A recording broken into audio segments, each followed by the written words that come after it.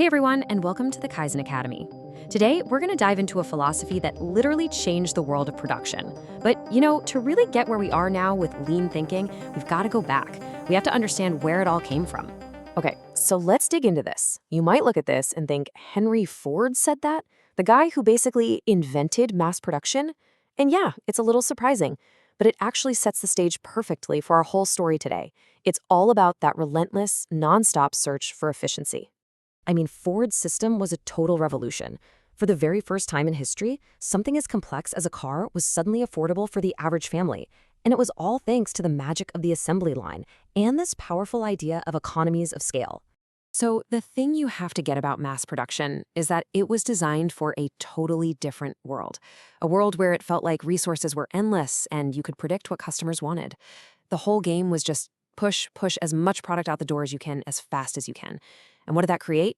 Well, these huge, massive stockpiles of everything. Parts, finished goods, you name it. All right, now let's jump across the world to post-war Japan. You've got Toyota, led by this brilliant engineer named Taiichi Ono, and they were facing the complete opposite situation, right? They had very little capital, their markets were small, and there was absolutely no room for the kind of waste that was just baked into Ford's system.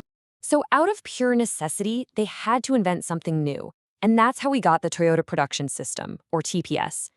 This is the bedrock, the absolute foundation of everything we now call lean thinking. And its whole purpose? It was just radically different from mass production. Now, what's really fascinating here is the massive cultural shift this represents. This isn't just about, moving machines around on a factory floor. It's about fundamentally changing how people think. Instead of just focusing on the final number, you become obsessed with perfecting the process itself. And that last point, low inventory reveals problems, that's absolutely key. Think about it. If you've got piles of extra parts, who cares if a machine breaks? But with low inventory, a single problem can bring the whole line to a screeching halt, which forces you to fix it right then and there. It's a system that literally demands excellence. So, the number one enemy in the Toyota production system, the thing they are always hunting, is a concept called muda. Muda is the Japanese word for waste. But Taiichi Ono's genius was that he didn't just leave it as some vague idea. No, he systematically categorized it, broke it down, so that literally everyone, from the top floor to the factory floor, could learn how to spot it, and then how to get rid of it. And when you look at this list, you really start to see just how deep this idea goes. Waste isn't just about throwing stuff in the trash. It's about the time people spend waiting. It's about the unnecessary steps they have to take. It's even about untapped human potential. It's everywhere once you learn how to see it. Okay, so how do you actually fight all this waste? Well, Lean gives us a really powerful toolkit. Let's walk through a few of the biggest ones. It all starts with 5S, and this is really the foundation. It's a system for creating a workplace that's so clean and so organized that problems they can't hide. They stick out like a sore thumb. Next, we've got Kanban. This is the heart of the just-in-time philosophy. Remember that old push system? Well, Kanban is the exact opposite. It's a pull system. It uses simple visual signals to pull work through the process only when the next step is actually ready for it.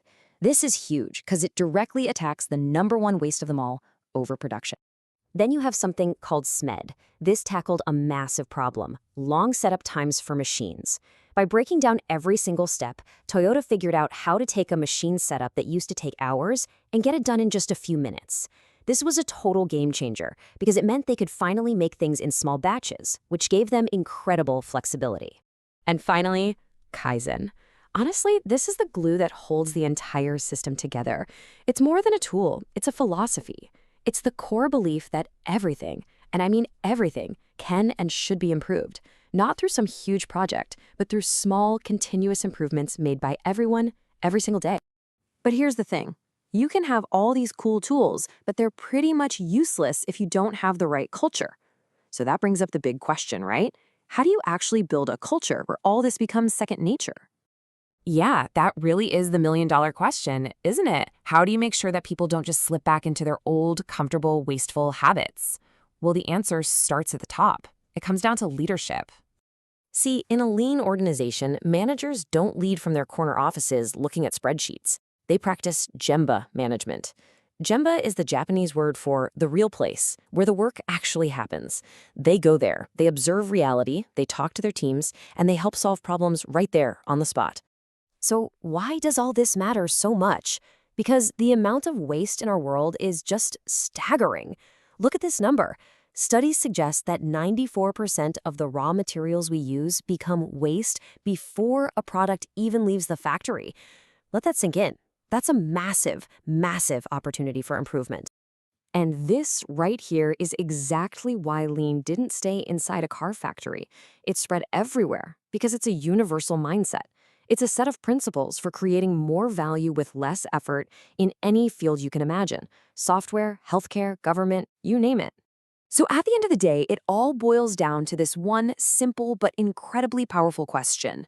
Take a look at your own work, your own daily routines, and just ask yourself, what's the biggest waste I could eliminate tomorrow? Because that's where it starts. The entire journey of 1,000 improvements begins with that single step.